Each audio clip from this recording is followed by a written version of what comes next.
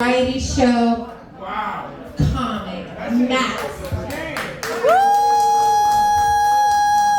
Gracias. I hope all of you are having a great night out here tonight. You got to do it, Tessa? Yeah. Cool. So I do. I like to talk about blind people problems while I'm up here because there's everyday things that you may not think about being a sighted person.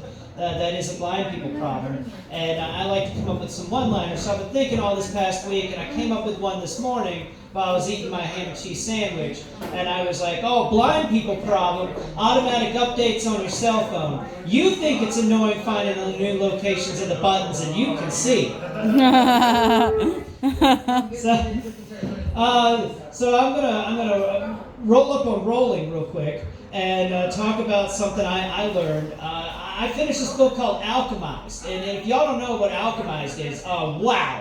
All right, that is a dark fantasy, and be prepared. So I finished Alchamized, and the moment the epilogue ends, I hear trigger warning. This book may contain scenes of explicit sexual violence, and it goes on and on and on and on. And I just 3 a.m. in the morning, I laughed until I cried. I couldn't sleep for an hour after that because I was like, who puts the trigger warning at the end?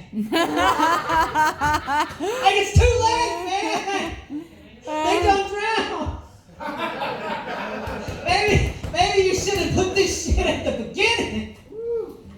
So I went looking into Alchamized, like, let me talk about this on the Reddit. Like, why is the trigger warning at the end? And I hear people going, you got to read Manacled. Manacled is where this thing comes from. And I'm like, okay, what the hell is Manacled? And so I go looking up Manacled. And turns out, this is what I like to believe, that the author of Manacled just got so mad at J.K. Rowling. She just decided she was going to get behind her typewriter one day and kill all of J.K. Rowling's favorite characters in the most gruesome manners possible. And then just the worst things happen to Hermione. And I'm like, whoa.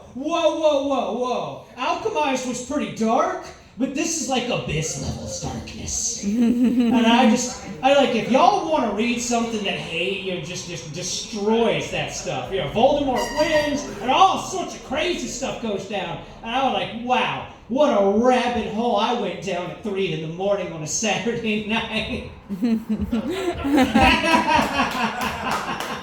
I learned some things about an author I never knew. So yeah, guys, I've been doing this show for a while now, and I've been absolutely enjoying myself. And I started doing Flacco's a few weeks ago because it's one of the few comedy shows in town.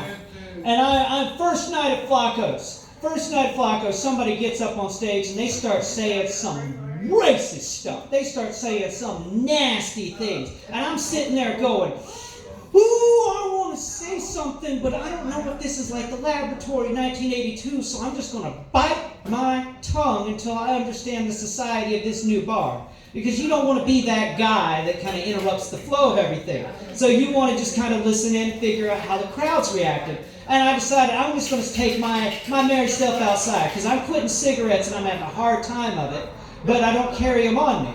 So I go outside and I take a few breaths of the night chill air and I smell some good ass weed. And I go, wow, that is some good weed I smell. And some really nice ladies like, yeah, you want a hit? Yeah, I want a hit. And I'm thinking to myself, oh, wow, this is a lot better than cigarettes. and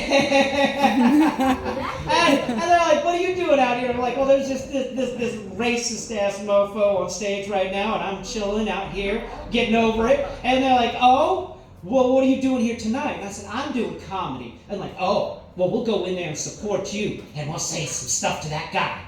I'm like, oh, awesome. So they passed me the remaining of what they had and walked themselves inside. And I had a good night that night. That was my first night at Flacco. Woo! Thank you all so much. I've been here, a few weeks now, and I've just been enjoying this Anti-Bobo show, and I hope all of you enjoy the same. Like, this is a really nice place. And, don't forget to tip Daryl. He's a great bartender, and eat some of the stuff that Daryl made, because it's delicious. Woo!